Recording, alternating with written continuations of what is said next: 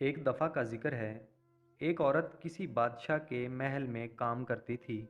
ایک دفعہ ایسا ہوا کہ وہ بیمار ہو گئی اور محل میں نہ جا سکی۔ اس کا ایک جوان بیٹا تھا۔ اس نے اپنے بیٹے سے کہا کہ میں بیمار ہوں، کچھ دنوں کے لیے تو جا اور محل میں صفائی کر، کہیں بادشاہ ہم سے ناراض نہ ہو جائے۔ ماں کی بات مان کر بیٹا محل میں چلا گیا۔ اتفاق سے وہ لڑکا وہاں صفائی کر رہا تھا کہ اچانک بادشاہ کی بیٹی ادھر سے گزری۔ اس جوان کی نظر جب حسین و جمیل شہزادی پہ پڑی تو اس کا دل بے اختیار تڑپ اٹھا اور شہزادی کے عشق میں مبتلا ہو گیا۔ شام کو گھر واپس آیا مگر دل کو قرار نہ ملا۔ رات جاگ کر صبح کے انتظار میں گزاری۔ دوسرے دن جب محل میں گیا تو جستجو میں تھا کہ کسی طرح محبوب کی زیارت ہو جائے، مگر وہ اسے کہیں نظر نہ آئی۔ اس طرح 4 دن گزر گئے۔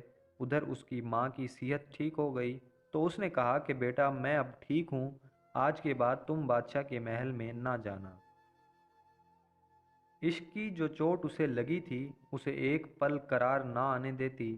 رفتہ رفتہ اس نے کھانا پینا بھی چھوڑ دیا اور اتنا بیمار ہوا کہ چارپائی پہ آ گیا۔ ماں نے اس سے پوچھا کہ تجھے کیا ہو گیا ہے جس نے تیری یہ حالت کر دی؟ اس جوان نے ہمت کر کے ماں کو سب قصہ سنا دیا۔ ماں بیٹے کی بات سن کر پریشان ہو گئی اور اسے سمجھانے لگی کہ بیٹا تو اپنی حیثیت سے کہیں بڑی خواہش کر بیٹھا ہے، اسے بھول جا، کہاں بادشاہ کی بیٹی اور کہاں ہم غریب لوگ۔ اس نے کہا ماں میں سب جانتا ہوں مگر میرے بس میں نہیں کہ اسے بھلا سکوں۔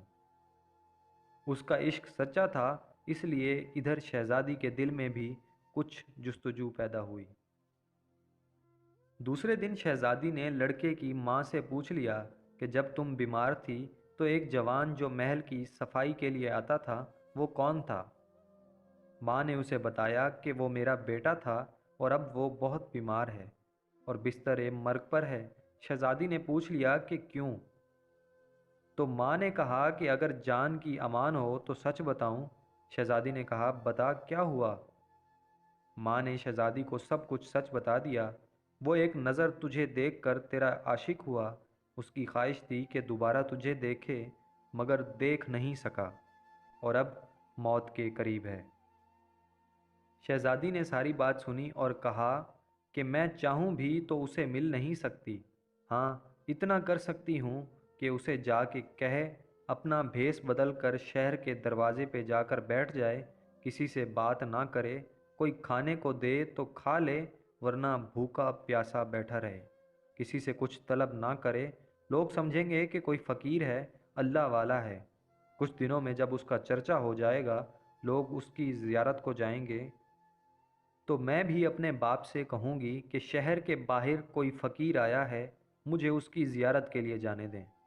اس طرح وہ مجھے ایک بار دیکھ لے گا اور شاید قرار مل جائے اور تیرا بیٹا ٹھیک ہو جائے۔ میں بس یہ کر سکتی ہوں اور کچھ میرے بھی بس میں نہیں۔ اس کی ماں نے ایسا ہی کیا۔ اس کے بیٹے نے فقیروں کا بھیس بدلا اور شہر کے باہر جا کر بیٹھ گیا۔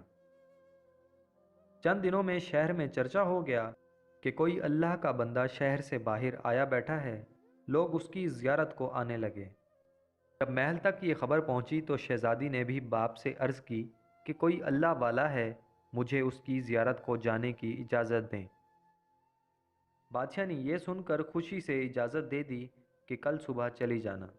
ادھر شہزادی کو اجازت ملی اور ادھر اس عاشق کے دل میں یہ خیال گزرا کہ میں نے تو جھوٹا بیس بنایا ہے اللہ والوں کا، اور اتنی عزت اور اتنی نعمتیں مل رہی ہیں کہ لوگ ادب میں میرے سامنے کھڑے ہوتے ہیں، تو جو لوگ سچ میں اللہ کے فقیر ہو جاتے ہیں ان کو کیا مقام ملتا ہوگا۔ بس اس نے یہ سوچا اور اس رات دل سے اللہ پاک کی عبادت کی۔ اللہ پاک نے اس کی آنکھوں کو اپنی معرفت کے نور سے سیراب کر دیا۔ صبح تک اس کی دنیا بدل چکی تھی۔ شہزادی جب صبح اس کی زیارت کو پہنچی، اس کے سامنے آ کر بیٹھ گئی تو اس نے نگاہ اٹھا کر بھی نہ دیکھا۔ وہ بہت حیران ہو گئی اور اس سے پوچھا کہ تو دیکھتا کیوں نہیں؟ اس جوان نے کہا کہ تجھے کیا دیکھوں، تیرا حسن نجاستوں سے بھرا ہے، میرے سامنے جنت کی وہ حوریں بیٹھی ہیں اس دنیا میں جن کی کوئی مثال نہیں، جو نجاستوں اور کثافتوں سے پاک ہیں، ان کا حسن دنیا کو روشن کر رہا ہے۔ جب شہزادی نے یہ باتیں سنی تو آگے بڑھ کر اس کے منہ پر تمانچہ دے مارا۔ میری وجہ سے تو یہاں تک پہنچا جو تجھے نظر آ رہا ہے، اب مجھے بھی دکھا۔ جوان نے کہا اگر تجھے بھی ایسی زندگی چاہیے تو دنیا چھوڑ کر میرے ساتھ بیٹھ جا۔ اس شہزادی نے بھی دنیا ترک کی، وہ عارف بن گیا، وہ عارفہ بن گئی۔